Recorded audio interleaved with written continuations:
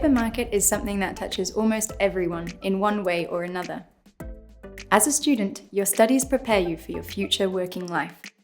Indeed, some of you may have had already occasional jobs in your free time or during the holidays.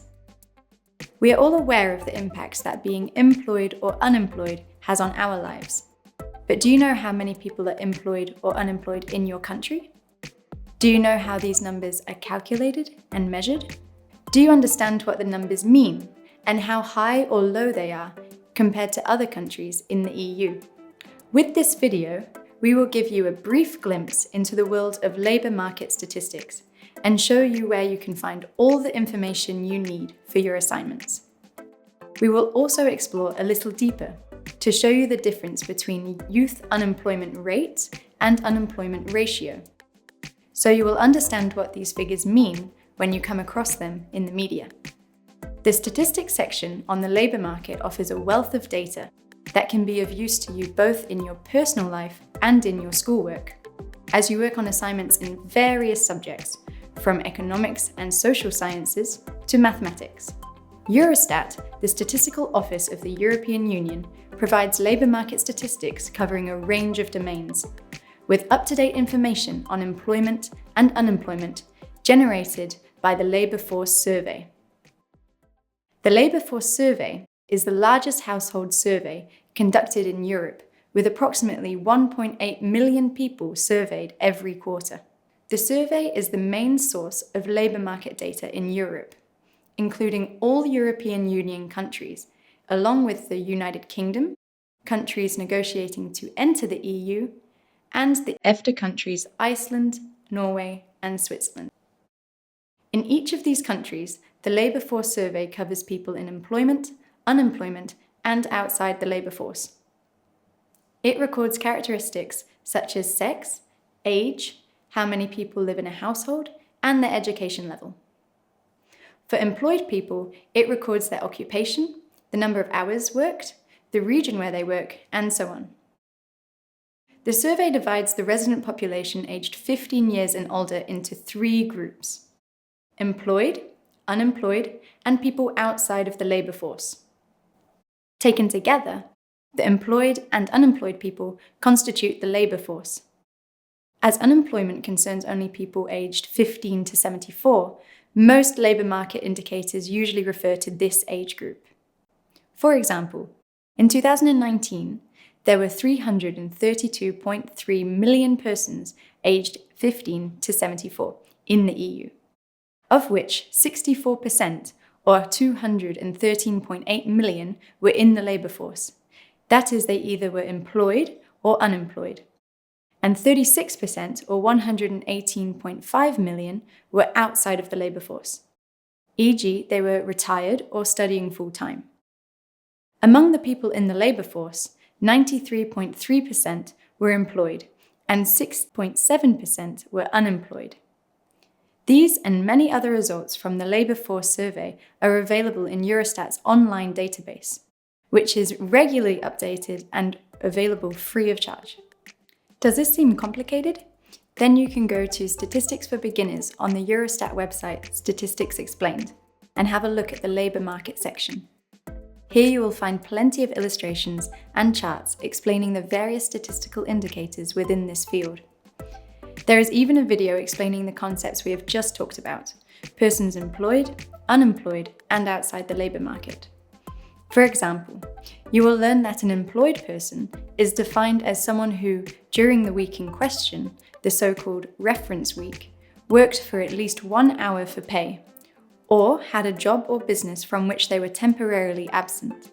Similarly, an unemployed person is defined as someone who is not employed during the reference week, but is available to start work within the next 2 weeks and had sought for work within the past 4 weeks or found a job starting within the next 3 months.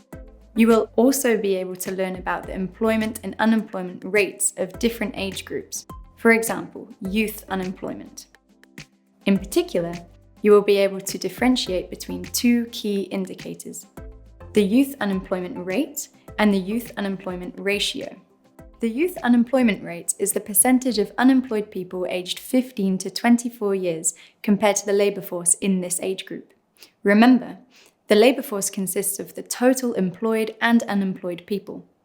However, because many people in this age group are full-time students and are therefore considered to be outside of the labour force, this makes the labour force quite small compared to the total young population. This is why the youth unemployment ratio should be used to complement the picture, as it gives the percentage of the unemployed young people compared to the total population of that age group, including the population both in and outside the labour force. The press often confuses the meaning of these two terms, presenting the unemployment rate as the unemployment ratio. Next time you read about the ratio in the press, see if you can spot a mistake. The difference between the youth unemployment rate and ratio can be quite significant. For example, in 2019, there were just over 2.7 million unemployed young people in the EU. As 15.5 million young people were employed, this gives 18.2 million young people in the labour force and consequently a youth unemployment rate of 14.8%, 2.7 divided by 18.2. The youth unemployment ratio gives a different picture. As the total young population amounted to 47.4 million in 2019, the youth unemployment ratio is only 5.7% for 2019. Being calculated by the ratio between 2.7 million and 47.4 million.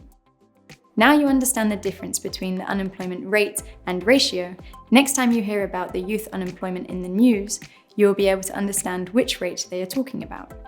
If you want to learn more about this subject, Eurostat also offers a glossary of definitions explaining all statistical terms related to the labour market. Do you want to learn more? You can expand your knowledge even further by reading articles in Statistics Explained, which, as the name suggests, explains everything you need to know about statistics. In particular, you should look at an article on youth unemployment. Labour market data is also available from the online database in the Eurostat website. On the site, you also have access to various interactive tools that you can use to visualize labour market statistics in a more understandable way. In the digital publication, The European Economy Since the Start of the Millennium, you can find visualization tools showing the evolution of employment rates and unemployment rates, along with other labour market indicators. In the same publication, you can also test your knowledge about unemployment. How do you think unemployment has changed in your country since 2000? Take a look at this tool. Choose your country and draw a line to show how you think unemployment rate has developed. Then click on How did I do? To see if you were right. These are just some of the tools that are available at Eurostat. Explore the website to find out more. You can also have a look at static pictures, for example this one, on the gender pay gap, which shows the difference in salaries between women and men. You can also compare your region with other regions inside or outside your country. But that's not all. There are other fun possibilities for exploring statistical data related to employment. Eurostat has developed a game you can download on your smartphone. In it, you can take a walk around the European Union to see what the job market and other conditions are like in various countries. Play the game and let European statistics help you make your important life choices. To learn more about our statistical tools, make sure to watch our other videos on energy, prices, and the Sustainable Development Goals. But why choose data from Eurostat?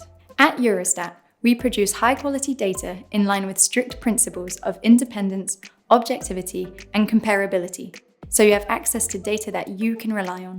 We also offer a multilingual user support service for European statistics, which you can contact with any questions you might have, in the language of your choice. Our team is always there to support you. This video is part of the Education Corner on the Eurostat website, where you can find many other materials, including videos like this one, e-learning tools, and even games. With Eurostat, you have easy access to open-source statistical information that you can count on. Eurostat, reliable data at your fingertips.